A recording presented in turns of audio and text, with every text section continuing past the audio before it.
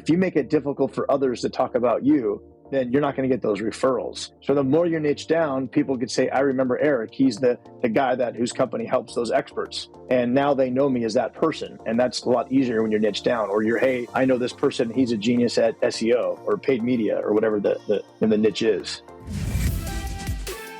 Welcome to another exciting episode of the UpFlip podcast. I'm your host, Alex Freeman, and today I'm talking to Eric Berman, founder of the digital marketing agency Brandetize. Eric cut his teeth in digital marketing as a co-founder of the most visited college website in the early days of social media. He started Brandetize in 2001 to manage marketing for thought leader Brian Tracy, and has scaled to an impressive $450,000 per month of revenue in 2022. How did he do it? Stick around to find out. Eric, thanks so much for joining us on the show. Oh, well, thank you so much for having me. It's an honor to be here. Let's start with your background. When and why did you start Brandetize? I started it back in 2014. It ultimately became an agency, and like other agency owners, you don't necessarily come to be an entrepreneur and saying, I want to run an agency. You tend to back into it. And in this case, I had a client that I was consulting for, the legendary famous author, speaker, Brian Tracy, that I was consulting for a long time. And a lot of people came to me and said, God, I love what you've done for Brian. Is there any way you could do that for me? And after I heard that a number of times, I started saying, well, gee, maybe I should start thinking about not just having a monogamous relationship, if you will, with just one client. And maybe I would take the team and sort of some of my key people, and let's go out there and form an agency. And thus Brandetize was born in 2014. You are obviously a very skilled marketer at this point, and sort of as you develop it. How did you initially develop your marketing skills and knowledge? And what kind of tips might you have for a business leader to gain those skills if they don't have a marketing background? Yeah, I think for me, interestingly enough, my strength is actually not as much in the marketing. It's more in the overall, I'd say more business development, sales, building a business and a company and operations, but with a pretty strong, obviously a strong foothold in marketing as a generalist. And that really, to answer your question, that came a lot from just being at conferences, learning, talking to people, and I even have my own marketing mastermind group I put together in San Diego. I sort of said, well, if I'm going to learn, and I'm good at organizing and rounding up people, I might as well surround myself with people that are way smarter than me, so I can absorb from them and steal some of their amazingness and figure out ways to offer value to them in other areas. And so that's how I continued to grow and learn more and more about marketing. And then obviously lots of conferences and learning, et cetera. And maybe that way in which you built your own marketing knowledge is part of what sets Brandetize apart from other marketing firms. But I'm curious what you would describe as kind of the Brandetize difference. What are you all doing better as an agency, and how has that helped you succeed? I think it was niching down, especially, recently. And when you say better, every agency will claim to be, good at something, or at least they should. And, for us, it's the ability to, we're niching down or having been able to focus on a niche, which is really helping experts build their empires and working with gurus and thought leaders and influencers and of the type. And just, the more you niche, you start to understand what the needs are of the customer. And then that allows you to start to get really good at those things. And, that's opposed to when we were trying to be the everything agency and you had to scramble and try to be good at a lot of things, which wasn't always the best way to go. And then from there, you just start to get a little bit better in different functions within that, such as like content marketing is a big area that a lot of our clients need as a quick example. Now, if somebody listens to our conversation today and they say, hey, I want to get into that. I want to set up a marketing agency. Can you talk us through what those steps might be and what things they might absolutely need to do before they start working with clients? Again, it's, most agency owners I've talked to, it's almost like you start as a consultant. You're out there as a one person or two person shop trying to solve a problem for somebody, and then from there you're like, wow, maybe I could do more of this and I can grow it. And then it's like, well, do I want to make a business out of it? Do I make a run out of that? That means bringing on consultants, or I should say, we're employees or contractors, and then from there you're starting to build out that agency. Or you have to be really, really good at one key area and find that a lot of people are asking for what you are good at. So if it's, if you're like an SEO wizard or a certain skill you have, and you have others that are like that skill, then you can certainly build around that type of thing. If you're that pre-agency stage, if you're kind of living life as a consultant, how do you go about building a reputation to build up yourself as a consultant to start attracting that business? Once you start with one, it just builds a lot of confidence in you being able to then go out and talk to others, and also asking your clients that you're serving if they know others that also need the same service. And that's how you can start to slowly build up your roster. And one thing it's so important that I learned over the years is understanding where your own personal genius is. What is it you love to do? What are you good at? And quickly, the things you're not good at, how do you work with somebody that could fill those voids? So oftentimes you find somebody who's an expert and they want to start building an agency, but they're good at that skill and craft, but they may not be good at going out and selling and getting clients. In fact, that made scare the heck out of them. Therefore, they don't really get the chance to grow. Rather than doing that and limiting yourself, another question can be, well, who can I have help me build this out that can do the things that I'm not good at? And so that's another way you could scale that, is find somebody who might be good at selling or business development, and maybe they partner with you. Can you talk to me about scaling a digital marketing agency and growing revenue? I mean, is the answer simply bring in more clients, or what other avenues exist to boost your revenue? A couple ways to boost revenue. Of course, it is the obvious. Yeah, go sell and bring in more clients. Also, you could be slowly charging more and start to level up your pricing and offer more services. You can also take your existing clients and get creative and figure out ways that you can actually bring them more value. Especially, and a lot of people don't do that, asking for more. I mean, they trust you, they like you. You've worked hard to build that relationship. Let's start, adding more services to your clients. And then, one more way that we've been creative on this is finding partners that we really like, that we've seen, we've worked with them, we understand their products, and we've actually gone into a situation where we partner with our clients. We take a percentage of the business, and when you do something like that, it's kind of fun because there's really no limit, but higher risk, higher reward, as they say. And sometimes it's good to bet on those things when you understand what's going on with that client. And can you talk us through just kind of what some of the numbers look like for the company now, average monthly revenue, profit percentage on that, and kind of talk us through some of the overhead costs for a digital marketing agency? Yeah. I mean, revenues fluctuate a little bit, but, similar to, as you mentioned earlier, anywhere from $400,000 to $500,000 a month. Profit's gone up and down. I mean, sometimes there's months where we may not, make some money. The goal of an agency, you really want to be hitting that 20% profit margin. So we're operating all cylinders, we'll be there. And, oftentimes as we're rebuilding or retooling, we'll be sitting in that 10% range on a monthly. But goals of an agency is to be about 20. If you're over 30%,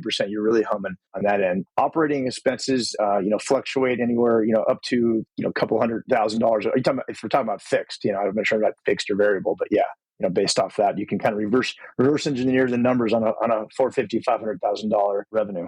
Quick reminder for our listeners that you should check out the UpFlip blog for more tips on how to grow revenue quickly with a business in any niche. Eric, how much was the initial investment to start Brandetize? And how might that differ from what you might suggest to someone today who might be looking to start a digital marketing agency? Investment was zero. It's sweat equity, frankly. And I think for most agency owners, that probably is the safest and easy way. And there's lots of opportunities if you are starting from scratch. And most people in starting agencies, you're typically the person doing everything, right out of the gates, wearing many hats. You're doing the selling, as I alluded to earlier, and then you're actually performing. And then you're slowly taking the revenue you generate and the profits and adding on more employees with the profits, because at some point it gets overwhelming for you to do everything. So as soon as you have enough, you can start adding on people from there. So it's fairly easy to launch if you're willing to do most of the work. And as far as the investment beyond that, it just depends on how much you need to start taking off your plate and bringing other people on. With the investment being mostly sweat equity, what's the most difficult part of opening this type of business? For everybody, it's going to be a different answer. Something I alluded to earlier is working outside of your genius, your zone of excellence. That's going to be the most difficult part. So what might be hard for me may not be as more difficult for you. For most people, I would say probably selling and finding that new customer is going to be the most difficult. What for you have been some successful strategies for attracting customers and building brand awareness, especially, in the early days of the business?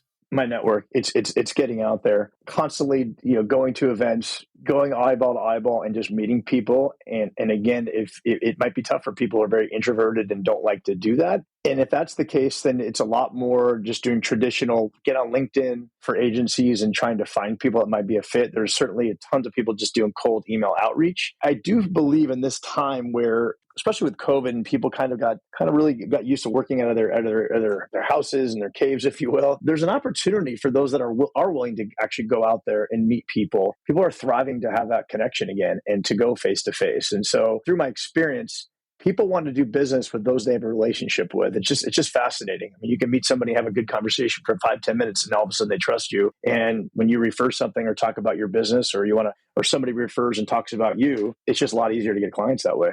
Has how you market your own business shifted as you've grown? And how are customers mostly finding out about you today?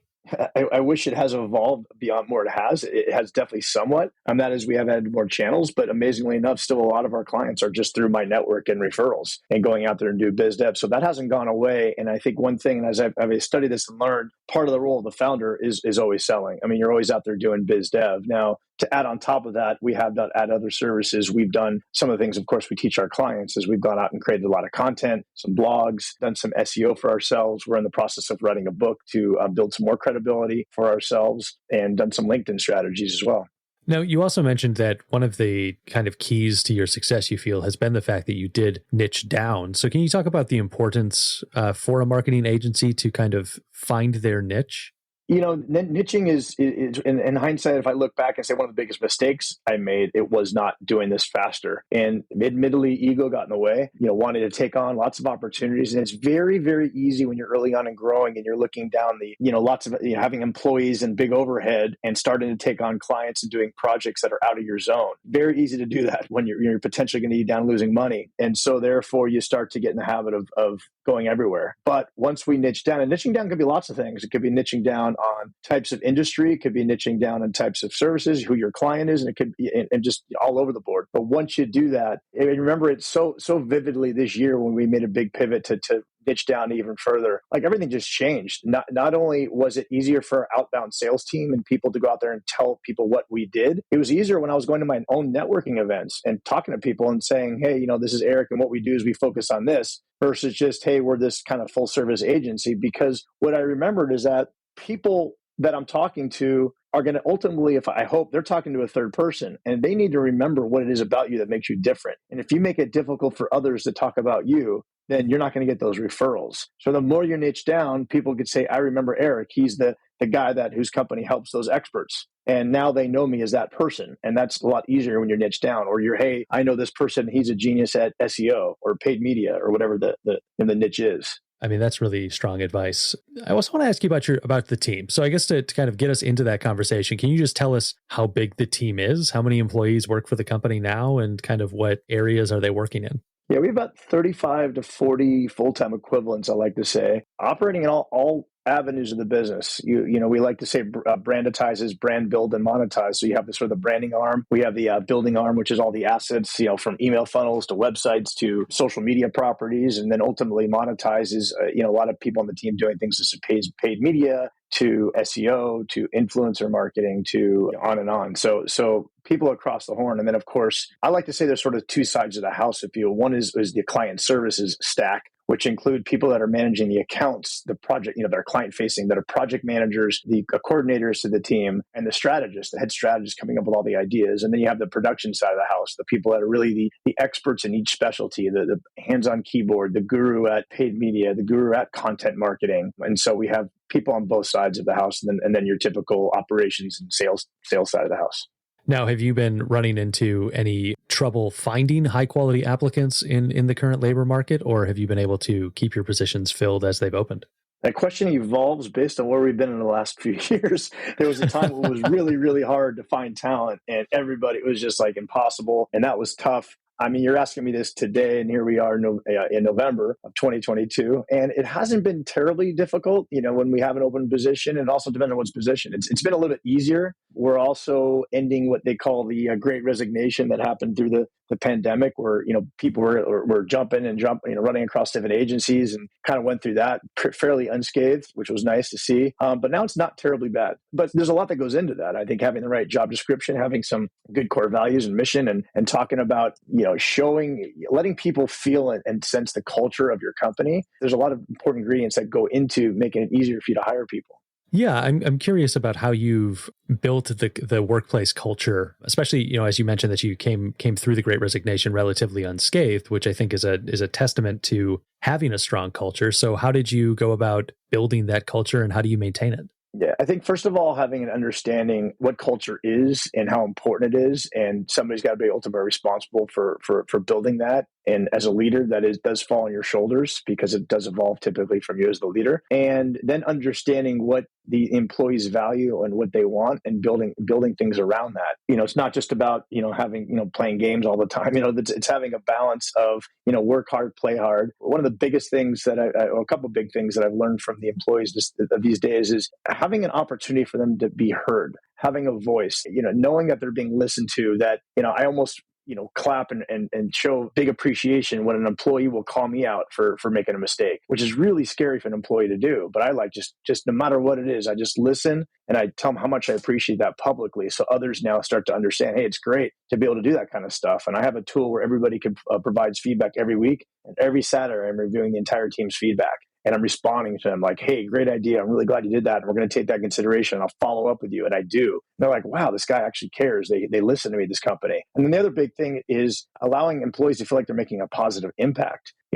Doing stuff they love to do, and a chance to really, build big things and do cool things, and finding the area that they like to work the best in. So there's a lot of little things that go into that. And I kind of give you just a taste of it, but just honing in and paying attention to these things, and actually building in systems to ensure that these things are happening. And then there's the fun side too. And, we have like unlimited PTO. We do like a fun activity once a month, things of that nature. Now, when you're looking to fill a position and you're looking to hire somebody and bring them into this culture, are there specific things that you're looking for that let you know that they'll be a good fit for the team? Just a lot of interviewing. You have to do a lot of interviewing and talking to people. A lot of people also don't do proper reference checking, but it's good to, one little technique I'll share on that is, during the course of the interview, you get them to talk about some of the people at their previous employers. One thing I like to do is I like to ask people, if I was sitting down and I ask them and I say, well, what's the name of this person you were reporting to? And they'll say, Bob. I'll say, great. Imagine I'm in a room right now. I just called Bob and asked Bob, what's the one thing that this employee could do a better job of? Or what one thing did you say they needed to work on in their last performance review? When you start to kind of get them in the frame where they're visualizing having a performance review with their old boss, what they would say, knowing that you may call them to ask, you get some interesting answers. And then I tend to try to call people on references that they brought up in the interview, not that they gave me in the references, because obviously we all know those are stacked people when they give you their references. So those are some just quick techniques. And as far as what I listen to, I just try to understand how they worked, what their workflow is, if they were a hard worker, what their hours. I like to get into some problems they might have solved. We're also pretty big on giving people some sample work and saying, all right, here's a problem. How would you solve this? And that gives you really good insights into that. And I also like to have people interview multiple people, not just one and done. I really want some of the key people on my team to talk to the person. That way we can all get a sense if they'll be a good fit to the team. Then how does this all translate to the client-facing side? And beyond that, what are some of the key ingredients that your company uses to provide exceptional customer service? It goes to the client side because I got to make sure the people that are client facing have that right personality. And I would even do some personality, some of those tests out there. You could say, okay, this person will be, the extroverted kind of person who's not afraid to pick up the phone call and talk to the clients if that's their job. And for me, going into your second question, one of the biggest things I find that clients like is just communication. They want to know. One of the things I try to teach is oftentimes people are afraid to bring a problem to a client, or if something doesn't feel right, they almost want to wait till things are perfect. And I'm like the opposite. I'm like, it's like clients want to hear when things aren't great because it shows that you're on top of it, and that clients are constantly running scared and they're fearful that they're asking themselves, is this the right team? Does this team really care about me? Are they on top of stuff? Or is this just going to be a disaster someday? So the more you get ahead of it and talk to clients and over communicate and find out what their style is. Sometimes clients don't want to be, emailed. They want to be, you pick up the phone and call them. Just because we're in a generation that everybody just wants to Slack or text each other, it doesn't mean a client wants it that way. So how does your client want to be communicated to? How do you ensure that they're, being talked to? And nothing better than telling a client that, hey, I'm very concerned about this one thing that happened. There was an error we found. And oh, by the way, here's what we're doing to fix it. Not just talking about problems, but here's the solutions. And then if you do that 2 or 3 times for a client, they're all of a sudden saying, oh, it's like a big, gasp of air. Every time I've done this, they're like, oh my God, I just love how you just let me know. I now know that you are on top of things, and that if something bad's really going to happen, you're going to let me know before it happens. And that's what they want. So this is going to bring us to a section of our show that we call our Fan Blitz questions. These questions come from our YouTube community. You can go to youtube.com/UpFlip, join the community, and post questions to future podcast guests. Okay, Eric, we've got about 7 questions. We're going to try and get through them in about 90 seconds. Are you ready? I'm ready. All right, here we go. Abel Fakadu is asking, how do you avoid becoming overwhelmed from taking on too many projects? Do you limit the amount of client spots at a time? Do you set up a waiting list? No waiting list. As a salesperson, it's let's get the client sold and let's figure out how to have resources available. And then what you want to do is have what I call a bench of outside consultants and contractors available to scale up and down as you bring in new clients. So I never want to slow sales down. Abubakar Wadood is asking, what's the best niche to get into? Whatever niche you have the biggest strength in. There's no set niche for one person. So I would say whatever you love to do and are passionate about and you're good at, that's where you want to start. Melanie T would like to know what the best resources, books, courses, etc. for a beginner with no background in digital marketing might be. Digitalmarketer.com has some great stuff.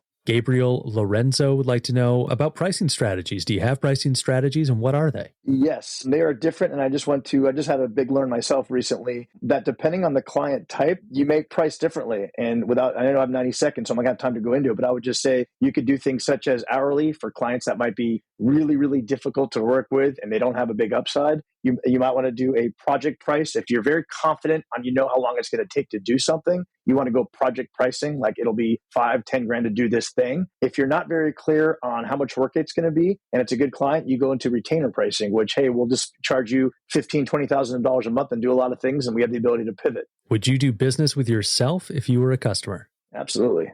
Can you tell us about your most bizarre business encounter? I would say meeting with a famous basketball player, a guy named Kevin Garnett, former Celtics. He was looking to do some products. It was kind of fun. It really bizarre because he's like 7 foot tall and I'm like 5'11", or he's like 7'2". It was just interesting to be around him. Last one in the Fan Blitz questions here. How would you rebrand yourself on Mars? I would do it the same way we're doing it now because the way we're branded is it serves people worldwide. And I would say now universally, including the galaxy. That is going to do it for our Fan Blitz questions. Again, those come from our YouTube community. Go to youtube.com/UpFlip, join the community, and post questions to future podcast guests. Eric, just a few more questions from me. You've been marketing for a very long time. What's one thing that was good marketing advice when you got started that's no longer true, and what should people be doing instead? Oftentimes when people are trying to grow the businesses, you hear like you just kind of sell vaporware and just sort of, sell it and it'll come and sell the sizzle. And I just think people are smarter now these days. You got to be very authentic, very transparent. I want to talk about the kind of day-to-day management and workflow of the agency itself. What systems and organization are important for a marketing agency, and what are your systems or SOPs that you all use to manage the workflow? Systems, processes, they get more important as you get bigger, certainly early. And it's always a battle of, are we going too many processes and systems to slow things down or not? But it is extremely important to do that. From an agency perspective, you definitely want to have a nice project management type of system. I know like people use ClickUp, Asana. We're actually moving to something called Excello, which is really good for an agency world. Of course, you want to have some kind of time tracking software. This is something we learned the hard way early on. And it's just funny to look back how we actually didn't even do this early on. But that's really critical to understand how much time is going to each client. So I would say just, starting with those and then having the tools to be able to look back on what your true cost of delivering are for some of these clients. On sort of measuring that true cost, I guess that kind of moves us into the financial side. How are you measuring the financial side, and what are some of the key financial metrics that an agency owner should be tracking? Yeah, I mean, other than your adjusted gross income, so your revenue coming in, but after you subtract out some ad spend and other types of things that you might be spending, what is the net income? There is an important number, and then you get into your delivery costs, your utilization. How much is your employees actually doing billable work and being utilized? And another thing you want to look at is your utilization margin when actually people are working. What's your profit after you put in their hours from working in the different accounts? And then ultimately you want to bring it all the way down to your profit at the end of the day and look at different percentages on how everything is, how much each of these pieces is requiring.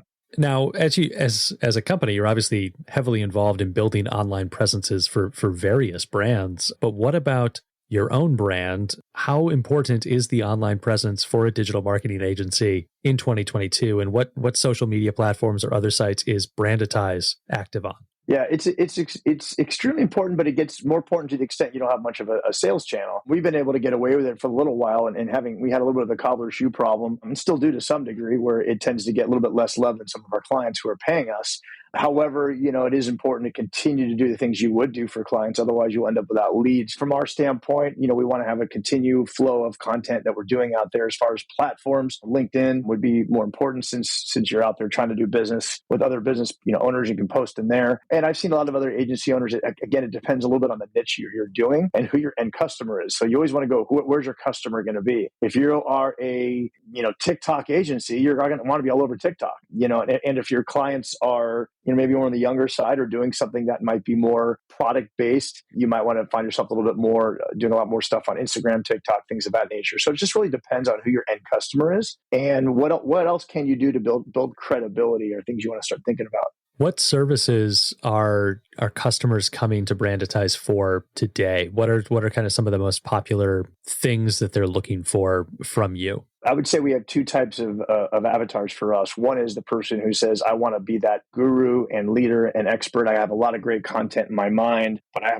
don't really quite know what to do yet. I just need a team to help me figure this out. And they do have a budget to invest into actually building out that, meaning, okay, let's get your brand in order. Let's figure out who your customer is going to be, and let's figure out how to build that product. What is it you're ultimately going to sell? Is it a course? Is it a mastermind? Is it a coaching program? Things of that nature. Our more preferred avatar is somebody who already kind of has that stuff, and they're saying, I just need to scale. So it would be somebody who's like, I have this product, this course, this thing that I'm selling, and I may have one or two people on my team helping me market it, and it's just way overwhelming. I shouldn't be, this is the potential client, they shouldn't be in the weeds trying to get under the hood of Facebook trying to do ads. They should be out there teaching their craft and doing what they love to do best. We then come in and run their marketing, their operations. We like to say we like to be your whole team so you can step back and do what you love to do best. So that includes some of the things I talked about earlier, a lot of branding services, a lot of the messaging, a lot of the refining the funnels that are ultimately going to get them to sell, and then a lot of the traffic generation into those funnels. What is at the top of your own funnel? What are you doing to kind of bring in those prospective clients and move them towards a sale? Right now, the two biggest drivers into that is, I'll talk about one additional thing that would be beneficial for the listeners here is still my network, still hustling, still getting out there and talking to people as I'll keep beating the drum on, I always got to be selling. Number two is we are doing some just cold outreach, frankly, but the fact that we niche down has enabled us to reach people that are a target through LinkedIn, finding people on LinkedIn that would be a potential somebody who would could use our services. We are working on creating a book, which teaches a lot of the stuff we teach. And we're excited to do that because I think that'll get me on more podcasts like this great one here, as well as it'll build more credibility into what we're doing. Another technique I like to suggest though is when you do get somebody interested, try to offer a little taste of what you could do. How can you show them some value and sit down with them and get them to talk a lot about their business and what their issues are and show them how you would solve those before you spend too much time like, we really don't get in the business of, hey, we need some services. Can you just whip up a proposal? We don't do that anymore. So what would that look like if somebody was coming to Brandetize and wanted to kind of get that free audit conversation going? What would be involved there? There's a couple different things we do. If it's just a quick free audit, we sometimes will just look at something on their page. Actually, let me take a step back. Anybody coming to us inquiring, I always do an intro call to understand what level of that and if they are actually qualified first. Otherwise, you want to find out how much time you're going to spend on your side. Don't want people with no budget, no money that's just trying to kick the tires and get a bunch of free stuff. If that's what they're looking for, it's nice to have an offering because you never know, they may want to come back, but you want to limit the amount of stuff you're giving. Maybe it's just a quick feedback on something they're doing. For somebody that's a little bit more advanced and can be a good fit, and we've had the budget conversation, we actually don't necessarily do a free audit to that customer. Instead, we will actually have our first relationship be a strategic marketing session where we'll get into the hood and spend 2 to 3 hours with the key stakeholders of that business and really uncover a bunch of stuff. And what happens, and we charge a very small amount for that to cover some of our time. But what's even more important than it's a double commitment. One, you're getting them to take a credit card out, which is a huge thing, even though it's not a lot of money that you can also guarantee, and you should guarantee that. But number two, it's their time. So asking for somebody's 2 to 3 hours with all stakeholders and getting them to sit down and talk about their business and all their problems and desires and hopes and dreams with you, and you fully understanding that, you're now talking the same language as them, and they will probably like you quite a bit. Now, one of the things that strikes me is that, obviously customers are coming to Brandetize for you and your team's expertise. And that can be something that is difficult to price and assign value to. So how should a new marketer figure out how much their services are worth? How do they go about making that decision? Great question. Often we all, and what's funny enough, Alex, is I had that situation where I fired myself out of pricing because, and that's a technique I've taught a lot of people. They really love that because as the salesperson guru who tends to always feel like, well, I don't know how valuable my stuff is and I feel bad. I tend to underprice my stuff. And I had to get out of the way. And I also wanted to hook everybody up with a deal because I'm the guy out there networking and schmoozing and being buddies with everybody. So I wanted to hook everybody up. So first of all, it's great to fire yourself and always have somebody else that's going to be doing the pricing in these examples because it allows you to be like good cop, bad cop there. That's number one. Number two is we probably all tend to underprice ourselves initially until we build up the confidence. So every once in a while, just start higher and see what happens. And then, third, you could do definitely some industry analysis and see what the industry, what the market is charging for this kind of price. But ultimately, what really matters is the value you're providing. And this is what so many people miss. Price almost doesn't matter. If I'm going to do something that's going to help increase your business by $1 million, what price would you pay to do that? Would you pay $100,000 to get $1 million? Yes. So what difference does it make? Then why are you giving, that kind of question. So that's I can go on for a long time just having that conversation with you, but I wanted just to plant some seeds to get people thinking a little bit about that. Yeah, for sure. And throughout our conversation, you've mentioned the importance of your own network. I'm now curious what tips you might have for one, building out that network. And then once you've used the network to bring a customer in, how do you get that customer to then review you and offer testimonials to other customers to kind of keep that ball rolling? I think the second part of your question is a little bit easier because once you deliver and you make people happy and you show up and you respond and you follow through, that tends to happen. How to build your own network for me is just, a couple ways. One is take a step back. Where are your customers going to be at? Where are your prospects going to be at? Are there events you can go to where they're at? Are there special masterminds or maybe even a higher end? Sometimes you have to invest in a higher end mastermind just to be around a smaller group of people to get to know them.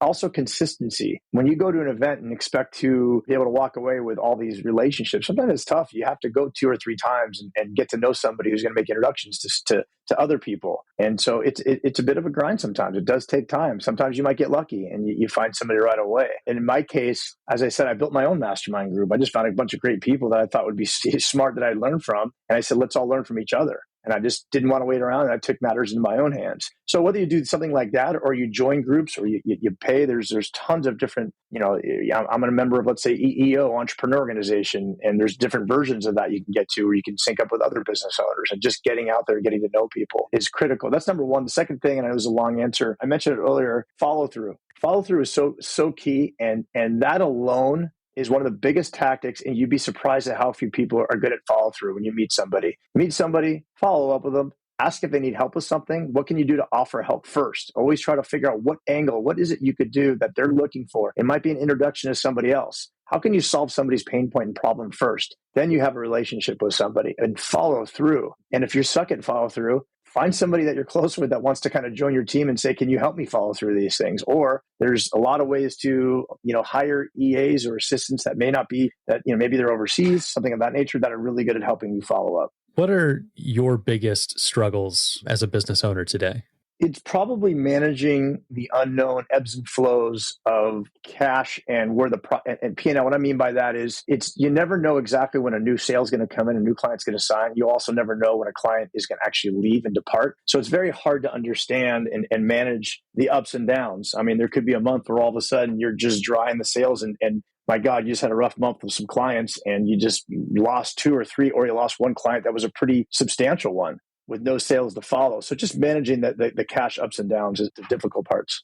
How did you manage the business through the pandemic? What adjustments did you have to make, and how did you handle those particular challenges? Took the bull by the horns. I think first you got to look inner and outer. So I think internally it was clearly my big fear was the culture shock of the culture. What would this do to our culture? We were all an agency that everybody was not remote. We were all working together in an office in San Diego, and it was a very vibrant culture because of that. And so I had a big fear on how we were going to do that. But I got ahead of that and started asking questions and said, all right, what are we going to do to maintain culture, team? And it wasn't a me thing. We had a culture committee set up and we said, let's lean into this and be just knowing and asking the questions continually to allow the team to prosper as we all kind of stumbled through, not only culturally, but also just remote work, and saying, well, wait a second, this may be here for a while. This also opens up the opportunity for us to hire people outside of San Diego. And now we were able there to get different kind of talent that opened up this huge talent pool for us. So that was cool. And the client's perspective, it gave us an opportunity to shine and say, well, let's again get ahead of this. Let's be thinking as the clients are thinking what we could be doing. One of our big clients, we helped them do a huge pivot, which saved the company because they were doing events that were live events every month, in a city. And, we're like, we got to get ahead of this and take these events virtual. And we did that and we crushed it. And so that's the kind of stuff that was really good. How do you stay current on trends and shifts in the marketing industry? I mean, what knowledge resources or tools are you turning to that you might recommend? Yeah, there's podcasts which are always, like yours and others, which are always great because they continue to be current trends and talking. So I think for everybody to find, the podcast that they like in their industry, that's going to be helpful. I mean, selfishly, I'm going to go back to the things that I do, which is I do go to a lot of mastermind events, whether it's my own or other groups. I go to one or two of them that I just say I'm going to pick out the ones that work for me. And these are the events where I'm learning from other people that are, I find places where I'm not even close to the smartest person in the room so I could grow. It can't just be me. Like, how do I inspire the team to also want to grow so we can feed each other with knowledge and creating a culture where that is a core value, and that is it for us. Great. Yeah, I'm about to ask you to look into your crystal ball and be the smartest person in the room, because certainly between the two, even though we're digitally in a room together, you're certainly the smartest marketer in the room right now. What's the next big thing in digital marketing? What emerging technology or trends should businesses be keeping their eye on that will have a big impact in the next few years? Yeah, I mean, there's a lot of buzz going on right now about just AI and how that's going to affect even the marketing world. There's also some other cool technologies, a company called Descript, which allows you to record your voice and do interesting voiceovers. There's a lot of cool AI that's doing a lot of content creation, getting into the data and being able to come up with stuff and creative out of the data as well. All these are interesting trends that are developing. And I think getting smarter with data will never go away. The data crunching in our world is just so important. If you could pick the one thing that people take from this interview, what would it be? If you're an agency owner, you want to build a company or any company, one is focus. I'll just say a couple quick things, and I know it's not one. Sorry. It's focus, niche down. You got to hustle and find your area of greatness that you like and try to get help in the areas that you're not great in. And somewhere in there's got to be the ability to go out there and sell and get business. What's your favorite business book and why? My favorite business book, I always like to go to, a more recent one that I've really enjoyed. It's actually a book by a guy named Blair Enns. It's called The Win Without Pitching Manifesto.